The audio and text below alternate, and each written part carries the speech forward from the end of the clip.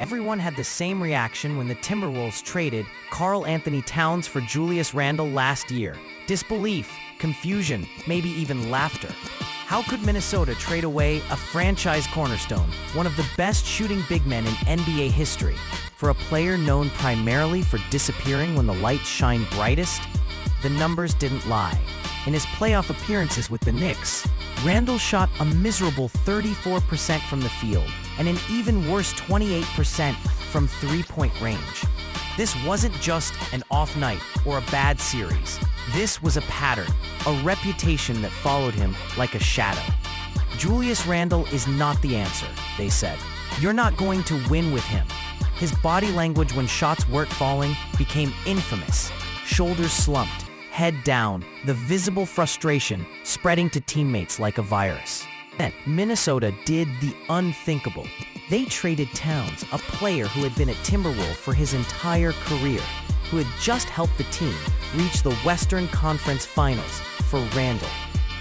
The basketball world was stunned. Analysts questioned Tim Connelly's sanity. Fans predicted disaster. Even Anthony Edwards seemed confused about the direction of the team. 27 games into the season, the skeptics appeared to be right. The Wolves sat at a mediocre 14-13, barely clinging to the 10th seed after being in contention for the top spot the previous season. Edwards didn't hold back his frustration. We don't have nothing on offense.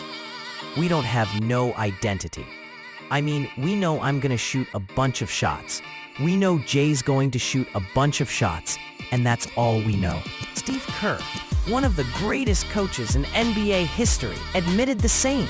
I remember playing here early in the season, and it looked like a tough fit, and they didn't have the spacing. The experiment appeared to be failing spectacularly, but something changed. Something clicked. And the Julius Randle we're seeing now in Minnesota isn't just different from the playoff disappointment in New York. He's transformed into something nobody expected. Fast forward to the Western Conference Finals, and there's Randle, not Edwards, emerging as the Timberwolves' best player in their series against Golden State. The same player who couldn't buy a bucket in Madison Square Garden's playoff atmosphere was now dismantling one of the league's best defenses with surgical precision. League's best defenses with surgical precision. What happened? How did Randle go from playoff liability to championship cornerstone? The transformation begins with his scoring approach. Watch him in isolation against Draymond Green, one of the greatest defenders of this generation, backing him down before hitting that little jab step and falling back for the jumper. Pure confidence, zero hesitation. Then there's Randle sizing up Trace Jackson Davis, using his 6'9" body, 250-pound frame to create space before finishing with a delicate touch off the glass. This is the Julius Randle that made All-NBA in New York. The best player on a Knicks team that made the playoffs before Jalen Brunson arrived. But now, he's doing it when it matters most. His physical dominance can't be overstated.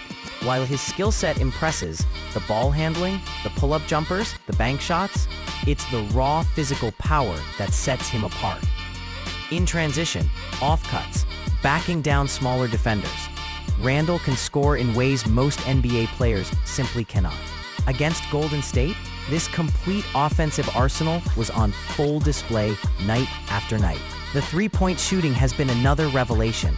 During his playoff runs with the Knicks, Randle shot a dismal 28% from beyond the arc. Now, he's hitting around 35% on 5 to 6 attempts per game. When defenses go under screens, leaving him open from deep, he's making them pay consistently. When you can score from every spot on the floor, post, mid-range, three-point line, how exactly do you stop that? But perhaps the most significant difference is the pressure, or rather, the lack of it. In New York, Randle carried the burden of being the number one option, the focal point of every opposing team's defensive game plan. In Minnesota, playing alongside Anthony Edwards changes everything. As Randle himself put it, when you play next to 5, it'd make the game a lot easier. You know what I mean? Because they throwing 2 or 3 people at him. The difference in how defenses approach Randle now versus in New York is dramatic. No longer facing schemes designed specifically to stop him, he's free to exploit mismatches and attack defenses that aren't prepared for his complete offensive arsenal. This new dynamic has also unleashed another aspect of Randle's game that has always been underappreciated: his playmaking. Even during his all-star seasons in New York, Randle's passing never received the recognition it deserved. He was the engine of the Knicks offense. Before Brunson arrived, a point forward capable of creating for others while still looking for his own shot. In Minnesota, without the pressure of being the primary option, his playmaking has become even more deadly. When teams help off him, he finds the open man immediately, like the perfect pass to Inquill for an open three after LeBron came to help, or the back-to-back double-digit assist games against Golden State, including a triple-double performance that showed his complete command of the offense. His connection with Edwards has been particularly special. In Game 3 against the Warriors, when Edwards struggled to find his rhythm in the first half, it was Randle who got him going with perfectly timed passes. When Buddy Hield fell asleep on defense, Randle spotted Edwards cutting and delivered a perfect backdoor pass. When Gary Payton II was face-guarding Edwards, off the ball, Randle knew exactly how to counter. These easy buckets ignited Edwards' explosive second half, showcasing how dangerous the Timberwolves have become with 2 3-level scorers who can punish mismatches and create for others. This synergy between them explains why Minnesota has returned to the Western Conference Finals despite fielding a significantly different roster than last year, even with Dante DiVincenzo struggling to find his shooting touch in the playoffs, a far cry from his stellar season in New York. The Wolves have continued to thrive, and if DiVincenzo rediscovers that jumper, Minnesota might just reach a level nobody thought possible when they made that controversial trade. What appeared to be basketball insanity last summer has transformed into a potential stroke of genius.